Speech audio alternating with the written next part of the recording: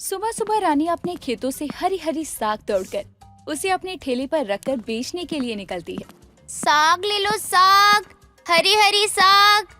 रानी के ठेले पर हरी हरी साग देखकर बहुत लोग उसे साग खरीदने के लिए आते हैं। उसकी कमाई शुरू हुई ही थी कि सड़क पर चलते हुए उसका ठेला मुड़ जाता है और उसकी सारी साग सड़क पर गिर जाती है। अरे, मैंने तो ये गड्ढा देखा ही नहीं। मेरी सारी साग तो सड़क पर गिर गई। अब मैं क्या करूं? रानी अपना ठेला सड़क के किनारे लगाकर जैसे ही हरी साग को उठाने के लिए आगे बढ़ती है तो देखती है कि एक लंबी सी गाड़ी उसके साग के ऊपर से गुजर चुकी थी। हाय राम, ये क्या हो गया है? कैसे लोग रहते हैं दुनिया में, देखते तक नहीं है। अब मैं मौसी जी को क्या बोलूंगी? वो तो मुझे जान से मार देंगी अगर उन्हें पता चला कि मैंने सारी साग खराब कर दी है। एक काम करती हूँ, जो साग थोड़ी ठीक ठाक है उसे उठा लेती हूँ, बाकी की छोड़ देती हूँ। साग ले लो, साग, हरी हरी साग। रानी को सुबह से शाम हो जाती है, लेकिन साग पर लगी मिट्टी को देखकर कोई भी उसके पास साग लेने के लिए नहीं आता और वो निराश होकर अपने घर की ओर बढ़ जाती है। तभी उसे रास्ते में एक गाय और उसका बछड़ा दिखाई देता है, जिसे देखकर वो अपने मन में कहती है, ये साग तो खराब हो गया है। इस पर मिट्टी लगने की वजह से कोई भी इसे खरीद नहीं रहा। इसे फेंकने से अच्छा है मैं इसे गाय और गाय के बछड़े को खिला देती हूँ। इस महारानी को देखो, मैंने इसे साग बेचने को कहा था, लेकिन ये है कि यहाँ खड़ी होकर सारा साग गाय को खिला रही है। आज इसे मैंने भूखा नहीं सुलाया तो मेरा नाम भी ममता नहीं। आने दो इसे घर, तब बताती हूँ मैं। ममता इतना कहकर वहाँ से चली जाती है। कुछ देर के बाद रानी घर पहुँचती है। तभी उसकी मौसी ममता उससे बोलती है, आ गई महारानी तू कमाई करके, जल्दी बता कितने पैसे लेकर आई है? ये क्या, बस 100 रुपए की कमाई हुई है पूरे दिन? हाँ मौसी, बस 100 रुपए की कमाई हुई है।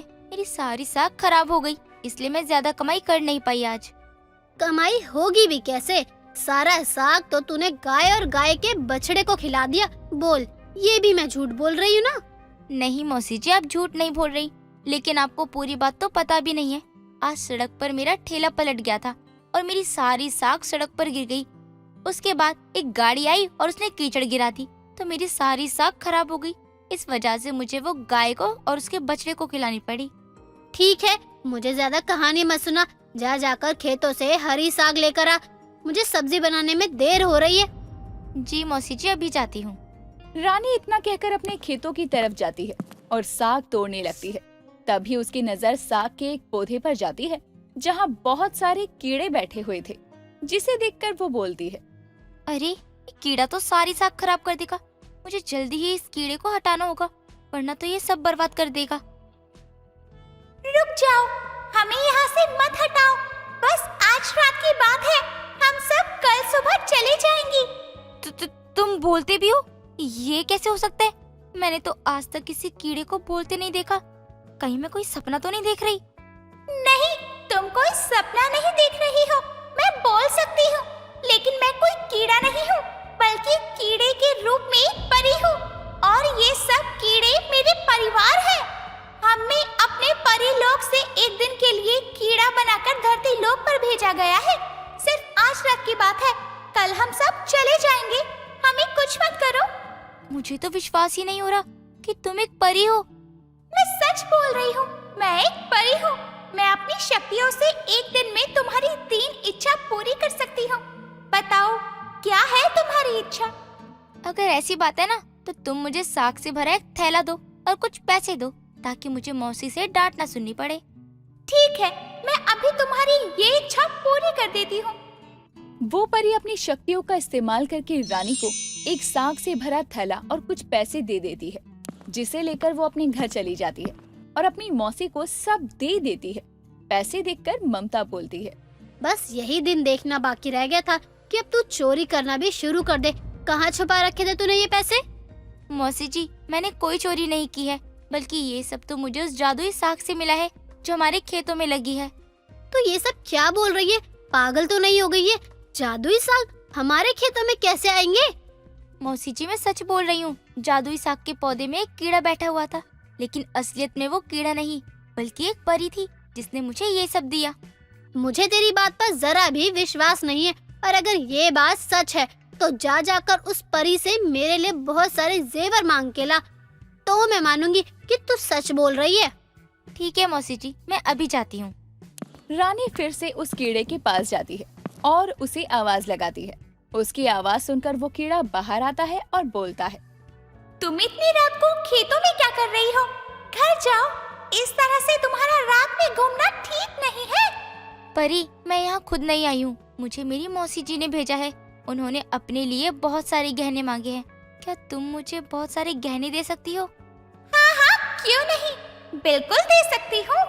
परी फिर से अपनी जादुई शक्तियों का इस्तेमाल करके उसे सोने चांदी से भरे जेवरों की पोटली दे देती है, जिसे लेकर रानी फिर अपनी मौसी के पास जाती है और एक साथ इतने सारे गहने देखकर ममता का सर घूम जाता है और वो बोलती है, तू तो सही कह रही थी, उसके पास तो सच में शक्तियाँ हैं। वो तो मेरे सारे सपने पूरे कर देगी। तू मुझे उसके पास लेकर चल, मुझे उससे बहुत कुछ मांगना है। मौसी जी, लालच करना बुरी बात है, मैं ऐसा नहीं करना चाहिए। देख, तू मुझसे बकवास मत कर, चुपचाप मुझे उसके पास लेकर चल। मौसी जी वैसे भी बस आज रात के लिए यहाँ पर है, कल वो अपने घर चली जाएगी। ऐसे कैसे चली जाएगी? तू जल्दी से मुझे उसके पास ले चल। रानी अपनी मौसी को लेकर खेतों में जाती है और फिर से कीड़े को आवाज लगाती है। कीड़ा आवाज सुनकर फिर से वहाँ आ जाता है। मैंने तुमसे कहा था ना कि तुम इतनी रात को खेतों में मत आओ, तुम फिर भी आ गई। आप बताओ तुम्हें क्या चाहिए? पर मेरी मौसी तुमसे मिलना चाहती है, इसलिए मुझे आना पड़ा। मैंने सुना है तुम्हारे पास बहुत सारी शक्ति है जिसे तुम कुछ भी कर सकती हो। हाँ, तुमने सही कहा। बताओ तुम्हें क्या चाहिए? मुझे एक बड़ा सा घर और बहुत सारे पैसे भी दे दो, साथ में एक बड़ी सी गाड़ी भी। और अरे मौसी जी, आप क्या कर रही हो? ये परी एक दिन में 3 विश पूरी कर सकती है। आपने तो 2 पहले ही करवा ली, उसके बाद भी इतना कुछ मांग रही हो। इतना लालच करना ठीक नहीं है। तू अपना मुंह बंद रख, मुझे अच्छे से पता है क्या करना चाहिए क्या नहीं। तुम मुझे भी अपनी तरह कीड़ा बना लो ताकि मैं तुम्हारी तरह शक्तिशाली हो जाऊं। परी ममता की सारी बातें समझ जाती है और उसकी लालच का कोई अंत नहीं होता ये भी समझ चुकी थी, जिसके चलते वो ममता की बात को मान जाती है और उसे भी अपनी तरह एक कीड़ा बना देती है। कीड़ा बनने के बाद भी ममता जो चाहती वैसा कुछ नहीं कर पाती और वो घबराती हुई बोलती है, ये सब क्या हो रहा है? मैं अपनी शक्तियों का इस्तेमाल क्यों नहीं कर पा रही हूँ? क्योंकि हम सब अपनी शक्तियों का इस्तेमाल दूसरों के लिए ही कर सकते हैं, अपने लिए नहीं। मुझसे बहुत बड़ी गलती हो गई। मैं आज के बाद कभी भी लालच नहीं करूँगी। मुझे बस पहले की तरह ठीक कर दो, मुझे कुछ नहीं चाहिए। हाँ परी, मेरी मौसी को पहले जैसा कर दो, वरना मेरा क्या होगा? मैं अपने माता पिता को तो खो ही चुकी हूँ, अब अपनी मौसी को नहीं खोना चाहती। परी रानी की बात मान जाती है और ममता को पहले की तरह कर देती है, जिसके बाद रानी अपनी मौसी को गले से लगा लेती है। मैं तुम्हें ये जादुई साग देकर जा रही हूँ। तुम चाहे कितना भी इसे बेचोगी, लेकिन इस खेत के साग कभी भी खत्म नहीं होंगे। इसे बेचकर तुम दोनों अपना गुजारा कर सकती हो। परी इतना कहकर चली जाती है, जिसके बाद ममता भी लालच करना छोड़ देती है और रानी के साथ प्यार से रहने लगती है और जादुई साग को बेचकर खुशी खुशी अपने घर का गुजारा करती है। रसोई में खाना बनाकर सारिका पल्लू से अपना पसीना पोंछते हुए बाहर आती है। उसकी सास सोफे पर पड़ी खर्राटे ले रही होती है। तभी ऊपर चल रहे पंखे की तरफ देखकर वो जोर से कहती है, ओ पंखेराज, तुम जिंदा हो कि आखिरी सांसें गिन रहे हो? नहीं मतलब कौन सी स्लो मोशन की बीमारी हो गई है तुम्हें? इतनी बिजली खाते हो, थोड़ी ठंडी हवा नहीं दी जाती? अरे बोरा गई है क्या? ये चलते पंखे से ऐसे बतिया रही है जैसे वो अभी बोल पड़ेगा। तो क्या करूं? आप लोगों के सामने मेरे भौंकने का तो कोई असर ही नहीं होता, तो सोचा पंखे को ही कोस लेती हूँ। क्या पता यही मेरी सुनकर नीचे टपक पड़े और इसके खराब होने पर घर में कूलर का आगमन हो। हाँ तो अपने कमरे वाले पंखे को सुना जाकर यहाँ बड़बड़ाकर मेरी नींद का क्यों सत्यानाश कर रही है? हाय दैया, सासू माँ इंसान हो की मूर्ति, इतनी गर्मी में ऐसे मोटे सोफे पर पसरी पड़ी हो, नींद कैसे आ रही है आपको? यहाँ मैं पसीने से चिपचिप हो रही हूँ और ऊपर से ये पंखा हवा तो देना ही भूल गया है। जब जानती है कि गर्मी हो रही है तो क्यों मुँह से आग उगल रही है? बोल बोल के सर दर्द और बढ़ा दिया। सास बहू की खिटपिट सुन अंगड़ाई लेता हुआ सारिका का पति प्रीतम कमरे से आकर कहता है, सारिका, ठंडा शरबत पिला दो यार। तुम कमरे में सो रहे थे? हाँ मतलब नहीं, वो मैं कमरे में टीवी देखने गया था तो देखते देखते आंख लग गई। हे भगवान, मैं पूरे दिन अपने कमरे का पंखा नहीं चलाती ताकि रात को सोने के वक्त थोड़ी ठंडी हवा तो देगा वो पंखा, और ये आदमी पूरे 4 घंटे से पंखे में सो रहा था। अरे आप माँ बेटे को तरस नहीं आता मुझ पर? सारिका यार, ये साल जाने दो, मैं अगले साल पक्का पक्का कूलर ले आऊंगा यार। अच्छा, तो पक्का पक्का ये भी बता दो कि अगला साल आएगा कब? अगले जन्म में? क्योंकि पिछले 2 सालों से तो पक्का पक्का सुनकर मेरे कान पक गए हैं। देखो, सेकंड हैंड ही दिला दो, मैं काम चला लूंगी। अरे आप दोनों का क्या है, किचन में तो मुझे खटना पड़ता है। किसी दिन गर्मी में तड़प तड़प कर मर जाऊंगी ना, तब मांगते रहना चाय पानी शरबत। मेरी तो किस्मत ही खराब है। हाय दैया, हर 4 दिन पर नौटंकी करने बैठ जाती है। प्रीतम बेटा एक काम कर, हाँ, अब बनी ना बात। अब सासू माँ बस इन्हें कूलर लाने को कह दे। इसे गर्मी भर के लिए मायके छोड़ा, इसको गर्मी भी नहीं लगेगी और ना ही ये नौटंकी करेगी। ये सुनते ही सारिका का मुंह बन जाता है और वो अकड़ में कहती है, मैं कहीं नहीं जा रही, यहीं मरूंगी गर्मी में, लेकिन मायके नहीं जाऊंगी। हाँ, कैसे कंजूस ससुराल वाले हैं। आंसू भी बहा लिए फिर भी दिल नहीं पिघलता इनका, लेकिन मैं भी हार नहीं मानूंगी। इतना कहकर वो पैर पटकती हुई कमरे में चली जाती है। सारिका गर्मी के चलते बहुत समय से अपनी सास और पति को कूलर लेने के लिए मना रही थी, लेकिन वो दोनों कोई ना कोई बात या बहाना बनाकर उसकी बात को टाल दिया करती थी। समय बीतता है। ऑफिस के काम से प्रीतम कुछ दिनों के लिए बाहर चला जाता है।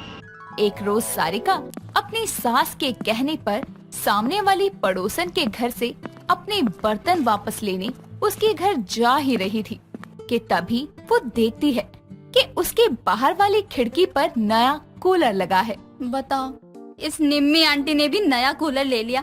हाय, इसके बगल में खड़ी हूँ, कितनी ठंडक महसूस हो रही है। वो तो होगी ही ना, इतना महंगा कूलर जो आया है। अरे आंटी आप, मैं तो बस अंदर ही आ रही थी। वो आप परसों डोसा और चटनी लेकर गई थी ना, उसकी आपने प्लेट कटोरी वापस नहीं की थी। अरे बर्तन कौन से भागे जा रहे हैं बहू, आ अंदर कूलर की हवा खा ले ठंडी ठंडी। इतना कहकर वो सारिका को खींच कर अंदर ले जाती है। कूलर की हवा लगते ही जैसे सारिका के चेहरे पर रौनक आ जाती है। कुछ देर में वो बर्तन लेकर वहाँ से चली जाती है। अगले दिन सुबह जब सुमति पूजा करने मंदिर में जा रही होती है तो सारिका के कमरे से उसे कुछ आवाज आती है और वो दरवाजा जोर से बजाते हुए कहती है, बहू, अरे ओ बहू, ये आवाज कैसी है? इतनी सुबह चल क्या रहा है कमरे में? तभी कुछ देर बाद आवाज आनी बंद हो जाती है और दरवाजा खुलते ही सुमति को ठंडक सी महसूस होती है। तो वो सारिका से कहती है, क्या हुआ सासू माँ? क्या हुआ नहीं, क्या चल रहा है तेरे कमरे में? आवाज कैसी थी? आवाज? अरे हाँ, वो आवाज तो मिक्सी की थी। जूस बना रही थी ना मैं अंदर कमरे में। अच्छा, शक्ल से तो लग रहा है अभी उठी है। वैसे भांग खाकर सोई थी क्या? इतनी देर तक तो तू गर्मी के मारे उठ जाया करती थी। क्या है सासू माँ, सुबह सुबह सवालों की बरसात कर रही हो। आदत डाल रही हूँ ऐसे सोने की, क्योंकि आप लोग तो इस जन्म में मुझे कूलर के दर्शन करवाओगे नहीं। जाओ मैं। दोनों सास बहू बातें कर ही रही थी कि तभी गली से किसी के चिल्लाने की आवाज सुनकर दोनों बाहर जाती हैं। तो देखती है कि सारा मोहल्ला बाहर इकट्ठा हुआ है और पड़ोसन निमी हाथ में बाल्टी लिए रोते हुए बोल रही है, हाय मोहल्ले वालों, देखो जरा, कोई कमबख्त मेरा नया नवेला कूलर चोरी कर लेकर चला गया। अरे कीड़े पड़े उसको। बताओ, मैं तो कूलर में पानी डालने आई थी और कूलर ही चोरी हो गया। हे राम, मोहल्ले में कौन नालायक कूलर चोर हो गया? आंटी जी, कहीं आप उसी कूलर की बात तो नहीं कर रही जो नीले कलर का था, पहिए वाला, जिसकी ठंडी हवा में बैठकर मैंने आपसे कल बात की थी? हाँ बहू, वही पहिए वाला। तूने देखा है क्या? हाँ, अपने सपनों में। वो क्या है ना, मेरी सासू माँ तो कूलर दिलाती नहीं, तो अपने सपनों में ही कूलर देख लेती हूँ। ए सुमती, तेरी बहू तो मेरे जले पर नमक छिड़क रही है। शांत हो जा निम्मी बहन, और बहू तू अपना कूलर राग मत गा यहाँ पर। तभी निम्मी का बेटा विक्की फोन पर गेम खेलते हुए पार्क से आता है तो पड़ोसियों की भीड़ लगी देखकर कहता है, क्या हुआ माँ, भंडारा वंडारा कर रही हो क्या? इतना जमघट क्यों लगा है? तेरी बारात निकलने वाली है ना, नलायक नल्ले, कहाँ मर रहा था? पता है, हमारा कूलर चोरी हो गया। क्या? ये कूलर कौन चुलाता है? अरे विक्की, होगा कोई सड़ी गर्मी का मारा बेचारा। बेचारा। भाभी, ये कूलर चोर होगा कोई आवारा। मोहल्ले वालों, अपने अपने कूलर में लोहे की जंजीर लगवा लो, वरना ये कूलर चोर तुम्हें भी ठंडी हवा नसीब नहीं होने देगा। हाय दैया मेरा कूलर। निम्मी का कूलर चोरी होने पर सभी मोहल्ले वाले सावधान हो जाते हैं। तो एक दिन सुमति को दोपहर के समय फिर सारिका के कमरे से वही आवाज आती है। वो कमरे की तरफ बढ़ने ही लगती है कि लाइट चली जाती है और सारिका कमरे से बाहर निकल दरवाजा लॉक किए बिना ही सोफे पर जाकर बैठ जाती है। बहू, ओ बहू। सासू माँ, इतना भी अंधेरा नहीं है कि मैं दिखूं नहीं। जोर से क्यों आवाज दे रही हो? तेरी तबीयत तो ठीक है ना? अब मेरी तबीयत को क्या होना है? नहीं, वो लाइट जाने पर तू आज भड़क नहीं रही, वरना तो बत्ती गुल होने पर 4 बातें मुझे और 40 बातें बिजली विभाग को सुना देती थी। वो अभी कुछ ज्यादा बोलकर तो फायदा भी क्या है? इतना बोला तो कुछ नहीं हुआ। अब मेरे पास कुछ है ही नहीं बोलने को, क्योंकि ना बत्ती जानी बंद होगी, ना आप मुझ पे तरस खाकर कूलर ले आओगी। समय बीतता है, लेकिन अब तक निम्मी के कूलर चोर का पता नहीं चलता। तो सारिका अपने कमरे को बंद रखा करती थी। एक रोज निम्मी घर आकर सुमति से बातें कर रही होती है और उसे कुछ अजीब सी आवाज आती है। तूने नया कूलर लिया है क्या? नहीं, अरे ये आवाज ना मिक्सी की है। वो बहू है ना, वो उसी में जूस निकाल कर पीती रहती है। अच्छा, वो मेरा कूलर भी ना ऐसी ही आवाज करता था, इसलिए ना। बहू, जरा चाय नाश्ता ले आ। उसके इतना बोलते ही फिर बत्ती गुल हो जाती है। तब तक सारिका चाय बनाने किचन में चली जाती है। तो सुमति कहती है, हाय दया, इस बत्ती गुल की तो झंझट ही अलग है। आजा निम्मी, बहू के कमरे में बैठते हैं। वो बहू अपना कमरा बंद रखती है ना, तो ठंडक रहती है वहाँ। दोनों जैसे ही सारिका के कमरे में कदम रखते हैं तो लाइट आ जाती है। लाइट के आते ही उसके कमरे में रखा कूलर चालू हो जाता है, जिसकी आवाज सुन सारिका किचन से भागी भागी कमरे में आती है और कूलर को देखकर निम्मी और सुमति हैरान हो जाते हैं, क्योंकि वो कूलर निम्मी का था। तो तू है कूलर चोर बहू? मेरा कूलर? तेरी बहू कूलर चोर निकली सुमति। इस लाइट को भी अभी आना था। बहू जवाब दे, क्यों चोरी किया तूने कूलर? अरे जब आप दिला नहीं रही थी तो मैं क्या करती? कर लिया मैंने कूलर चोरी, बन गई मैं कूलर चोर बहू। पहले ही मेरी बात मान लेती तो मुझे चोरी ही नहीं करनी पड़ती ना। अरे ओ सुमति, पहले अपना काम छोड़कर कूलर ला अपने घर में, वरना तेरी ये कूलर चोर बहू पूरे मोहल्ले के कूलर चुरा चुरा कर ठंडी हवा खाती रहेगी। विक्की, अरे कूलर मिल गया, कहाँ है नल्ले तू? तभी निम्मी कूलर ले जाने के लिए विक्की को आवाज लगाती है और सुमति अपनी बहू के कूलर चोर निकलने पर अपना सर पकड़कर बैठ जाती है। रुचि एक साधारण परिवार से थी। उसके माता पिता ने उसकी परवरिश बहुत ही साधारण तरीके से की, लेकिन रुचि के सपने बहुत अलग थे, जिससे उसके परिवार वाले अनजान थे। कुछ वक्त बाद रुचि के परिवार वाले जैसे तैसे उसकी शादी करते हैं, एक रोहित नाम के लड़के से। रुचि अपने ससुराल में अपने बहू होने का फर्ज बखूबी निभा रही थी। ऐसे ही एक दिन उसकी सास कुंती उसको बुलाती है। बहू, तूने आज खाने में क्या बनाया है? कढ़ाई पनीर बनाया है माँ जी, और घर का सारा काम भी कर दिया है। चल, ये तो बहुत अच्छी बात है कि तूने अपने ससुराल का सारा काम अच्छे से संभाल लिया। अब तो थोड़ा आराम कर ले। तू भी थक गई होगी ना? हाँ, थक तो गई हूँ माँ जी, लेकिन मुझे बाजार जाना है घर का कुछ सामान लेने के लिए। तुझे जाने की क्या जरूरत है? रोहित लेकर आ जाएगा, तू इसकी चिंता मत कर। माँ जी, वो भी थक जाते हैं, उनको क्यों परेशान करना, मैं खुद ही जाकर ले आती हूँ। अच्छा ठीक है, जा, और हाँ, थोड़ा जल्दी आ जाइए। जी माँ जी, 1 घंटे में आ जाऊंगी। रुचि इतना बोलकर अपने कमरे से पर्स लेती है और बाजार चली जाती है। कुछ देर बाद बाजार में वो एक पनवाड़ी की दुकान पर रुकती है और सिगरेट पीने लगती है और खुद से कहती है, कितना सुकून मिल रहा है। कितने दिनों से इसे हाथ भी नहीं लगाया था, तो थकावट सी हो रही थी। आज तो पी ही लिया है, लेकिन पता नहीं माँ जी से क्या क्या बहाना बनाना पड़ेगा। रुचि सिगरेट पीती है और बाजार घूमती है।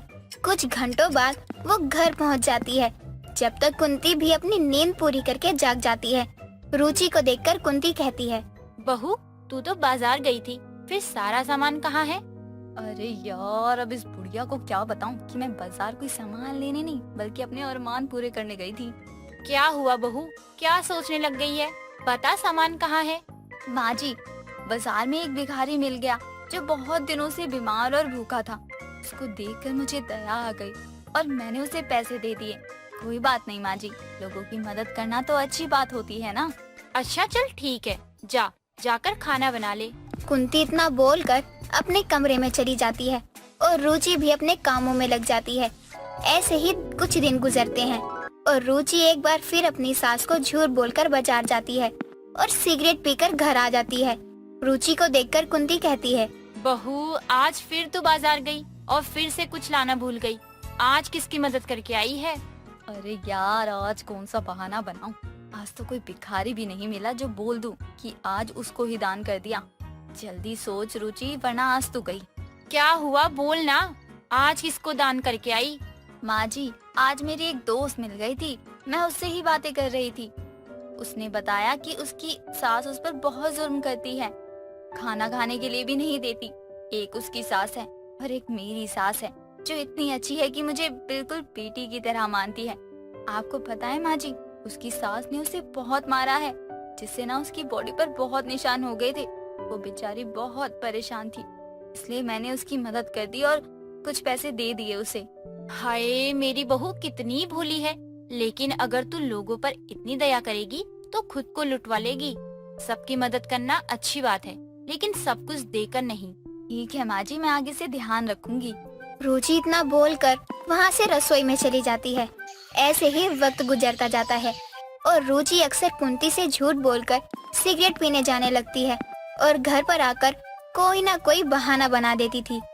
ऐसे ही एक दिन रुचि हमेशा की तरह अपनी सास से झूठ बोलकर बाजार जाती है और पनवाड़ी से सिगरेट लेकर पीने लगती है।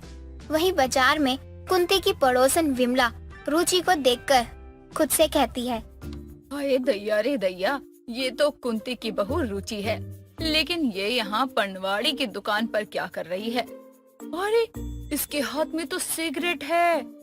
हाय हाय, कितनी बिगड़ी हुई बहू है। शक्ल से तो कितनी भोली है और दिल से उतनी ही खोटी। आज तो कुंती को बताती हूँ, बहुत मजा आएगा। मिर्च मसाला और लगा दूंगी। विमला इतना बोलकर वहाँ से सीधा कुंती के घर जाती है। कहाँ है कुंती? आज तो तेरा सारा भ्रम तोड़ दूंगी। तेरी बहू कितनी भोली है। क्या हो गया, गला क्यों फाड़ रही है और कौन सा भ्रम तोड़ने की बात कर रही है? अरे तू अपनी बहू को जितना भोला भाला समझती है ना, ये उतनी ही तेज तर्रार है। इसकी भोली सूरत के पीछे बिगड़ी हुई लड़की छुपी है। पता नहीं इसके माँ बाप ने क्या संस्कार देकर विदा किया है। अरे सीधे सीधे बता, क्या बात है और मेरी बहू ने क्या किया है? आज मैंने तेरी बहू को बाजार के पनवाड़ी की दुकान पर सुट्टा फूकते देखा था। भला अच्छे घर की बहू ऐसे थोड़ी करती है।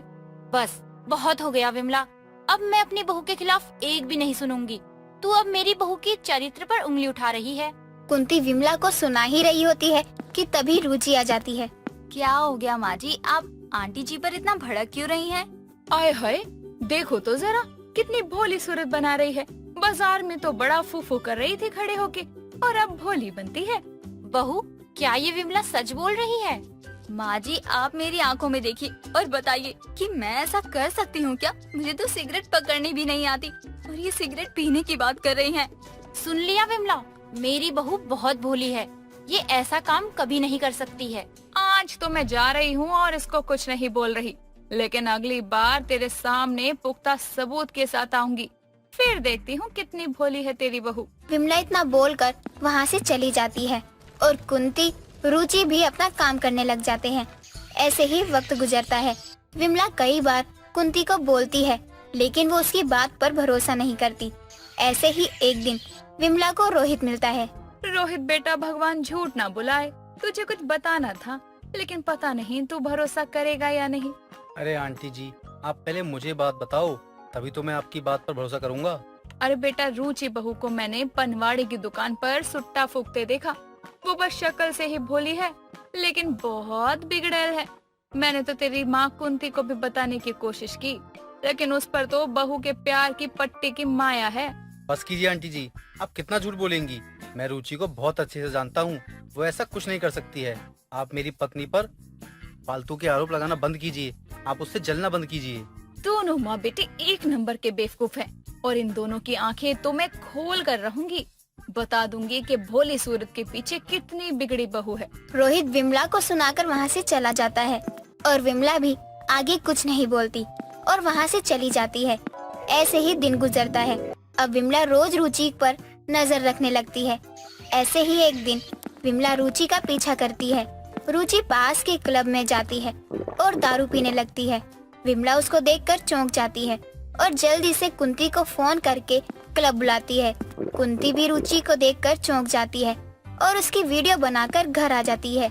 कुछ देर बाद रुचि घर आती है। आज किसकी मदद करके आई है बहू जो इतनी लेट हो गई? आज भी कोई दोस्त मिल गई या कोई और बहाना? माँ जी मैं समझी नहीं, आप कहना क्या चाहती हैं? और कौन सा नया बहाना? बहू आज भी तू सच नहीं बोल रही है। मैंने तुझ पर कितना भरोसा किया और तूने हमारे भरोसे को तोड़ दिया। अरे हम ही बेवकूफ थे जो विमला को पागल बोलते थे, लेकिन असल में तो तू हमें बेवकूफ बना रही थी। माँ जी आप क्या बोल रही हैं? लगता है आज भी विमला आंटी आपके कान भर के गई है। आज तो मैं सारे सामान लेकर आई हूँ। रुक, तुझे मैं दिखाती हूँ कि कौन झूठ बोल रहा है और कौन सच। आज तेरे भोली सूरत के पीछे बिगड़ी बहू दिखाती हूँ। कुंती रुचि को पूरी वीडियो दिखाती है। वीडियो देखकर रुचि के तो होश ही उड़ जाते हैं और उसको अपनी गलती पर पछतावा होता है। माँ जी मुझे माफ कर दीजिए, लेकिन अब मुझे एहसास हो रहा है कि आप मुझ पर बहुत भरोसा करती हो, लेकिन मैंने आपके भरोसे को तोड़ दिया। आज के बाद मैं ऐसा कभी नहीं करूँगी और मैं अपने आप को सुधारने की पूरी कोशिश करूँगी। रुचि कुंती से माफी मांगती है और कुंती कुछ देर बाद उसको माफ कर देती है और इस तरह से भोली सूरत के पीछे बिगड़ी बहू का राज खुल जाता है।